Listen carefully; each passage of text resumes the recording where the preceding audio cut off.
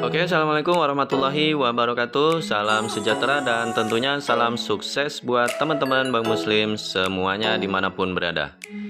Kali ini kita akan mencoba berbagi video tentang proses pencetakan sawah dari kebun yang semula ditanami pohon kelapa yang sudah tidak produktif lagi atau sudah sangat tua ya, menjadi lahan sawah yang akan ditanami tanaman padi nantinya. Mari kita ikuti saja ceritanya di video ini hingga akhir agar nanti teman-teman tidak terjadi gagal paham atau salah pengertian. Nah, awalnya di tanah ini memang merupakan lahan yang ditanami pohon kelapa yang luasnya kurang lebih ada 4 rantai lah ya, atau seperempat hektar.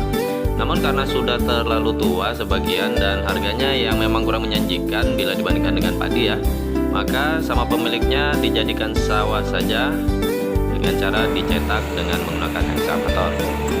Selanjutnya tanpa penumbangan atau menggunakan chainsaw atau gergaji mesin, kelapa tersebut langsung ditumbang saja dengan menggunakan ekskavator dan bisa dipinggirkan juga ya, sekaligus ke pinggir lahannya.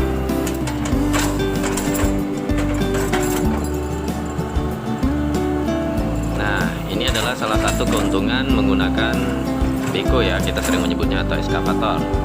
Dengan kemampuan tangannya yang panjang dan fleksibel, makanya banyak kerja yang bisa diselesaikannya, termasuk mengangkat batang-batang kelapa atau kelapa sawit yang sangat berat ya. Oleh karena itu pelanggan atau konsumen ini cenderung biasanya lebih suka menggunakan alat berat yang satu ini. Nah, umumnya tarif penyewaan ekskavator ini dihitung per jam ya. Nggak tahu kalau di tempat teman-teman sekalian.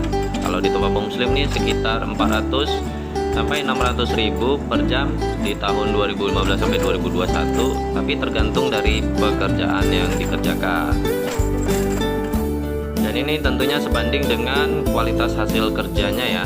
Jika untuk lahan cetak sawah terutamanya, sebab kesuburan tanah akan tetap bisa terjaga.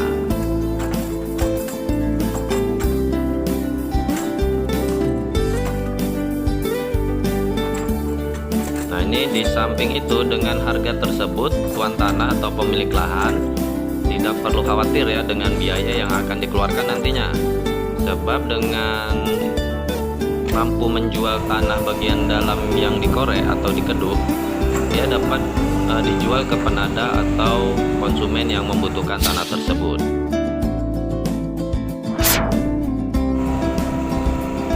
Adapun prinsip kerja ekskavator adalah dengan cara mengorek tanah bagian dalam atau bagian yang tidak subur ya, bagian miskin hara.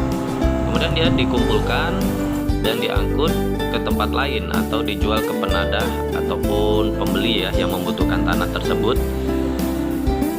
Proses pengangkutannya ini dilakukan menggunakan mobil dump truck yang diisi 4-5 bucket ya, atau wadah keroknya itu, atau disebut juga dengan scoop loadernya ya. Nah, ini wadahnya atau bucketnya ya. Biasanya itu mencapai 100-200 kg lebih ya mungkin ya. Seperti dilihat ini dimasukkan ke mobil dump truck. Harga tanahnya saja ini kalau di tempat kami ya, ini per mobil truk biasanya antara 30-35 ribu. Nah, ini di Tamiang ya, 2015-2021. Sedangkan biaya angkutnya tergantung jarak antara jauh atau dekatnya ya. Misalnya harga 30 ribu, ongkos gendongnya atau angkutnya 50 ribu, maka jadi 80 ribu. Jadi jika 1 hektar kita dapat mengeruk sebanyak 1000 mobil dump truck. Nah, ini 1 hektar ceritanya ya, kita ini adalah permisalkan aja. Maka yang akan didapat adalah 1000 dikali 30.000 ya. Artinya itu menjadi 30 juta yang didapatkan. Nah, jika ongkos ekskavator itu 400.000 dikali 70 jam biaya operasionalnya, biayanya menjadi 28 juta. Artinya tuan tanah masih bisa dikatakan impas atau bahkan memiliki untung ya teman-teman ya. Namun terlepas dari itu, penggunaan ekskavator yang bisa tetap menjaga kesuburan tanah di lahan kita tentunya merupakan keunggulan tersendiri dari penggunaan alat berat yang satu ini. Nah, bisa disaksikan ya teman-teman ya.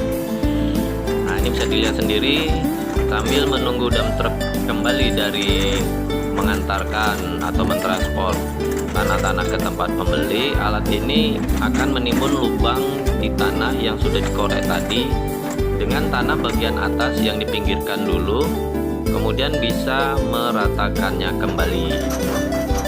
Nah, bisa dilihat gimana dengan menggunakan bucketnya dia bisa mengerjakan perataan tanah juga. Dan ini tentunya sangat berbeda ya dengan kerja bulldozer yang sudah kita ceritakan di video part sebelumnya, yang hanya bisa meminggirkan atau mendorong tanah bagian atas ya, yang tentunya banyak mengandung unsur hara nutrisi tanaman, tanpa bisa mengembalikannya lagi ke lahan budidaya. Padahal kita tahu tanah bagian atas itu biasanya tanah yang penuh dengan kaya dengan nutrisi dan unsur hara. Dan ini bisa dilihat, ini hasil dari menggunakan eskavator walaupun masih masa tanam perdananya, namun padi yang ditanam ini sudah langsung terlihat bagus ya, bisa lihat teman-teman. Nah, itu memang di situ ya posisinya kemarin itu memang sudah sangat bagus sekali.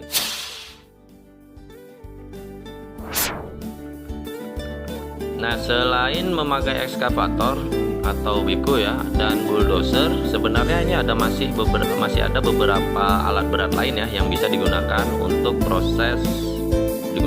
perataan tanah ya, seperti yang sudah disampaikan juga di video-video sebelum ini. Di antaranya yaitu misalnya pakai menggunakan scooper loader. Nah, ini juga terkadang laris juga ya dipakai di daerah pesawahan, malah langsung bisa diangkat ke dump truck, atau bisa memakai grader ya, seperti ini, seperti grader lah, bisa meratakan jalan. Namun semua alat-alat berat tersebut memiliki keunggulan dan spesialisasi fungsinya masing-masing ya. Misalnya untuk grader itu dia tidak bisa di lahan yang penuh dengan bonggol-bonggol kayu ya, saya rasa nggak bisa, apalagi di pegunungan yang curam. Fungsi lain ekskavator diantaranya pembuatan sloping atau kemiringan, perataan atau loading tanah ke dump truck, pemecahan batu di pertambangan ya, pertambangan pit terbuka, penghancuran bangunan, pekerjaan di hutan, penggalian lubang parit atau fondasi, bahkan bisa melakukan pengerukan atau pendalaman sungai yang mendangkal. Kemudian bisa melakukan pemotongan semak, perintisan jalan ya, penanganan material, pemasangan batang pondasi atau pancang ya, misalnya untuk pancang bangunan, pondasi. Dan yang ini yang lebih viral lagi ya, bisa melakukan cincang atau bisa melakukan pencincangan ya batang sawit untuk pada saat replanting, dan itu yang sering terjadi di HGU ya, tanaman kelapa sawit yang sangat sering digunakan. Begitulah teman-teman, nantikan video-video selanjutnya di part-part berikutnya lainnya yang akan menceritakan proses-proses lainnya tentang budidaya di dunia pertanian yang akan saya bagikan kepada teman-teman sekalian. Dan di akhir kata, jangan lupa teman-teman, jika ada yang mau ditambahkan dan mau ditanyakan, silahkan ketik saja di kolom komentar di bawah ini. Jangan lupa jika menyukai video ini di like, dan boleh juga ya, saya tidak melarang untuk membagikannya, di share saja. Jika ingin mendapatkan update video selanjutnya, silahkan di subscribe saja supaya dapat update video selanjutnya. Dan sampai jumpa di video selanjutnya lagi. Assalamualaikum warahmatullahi wabarakatuh.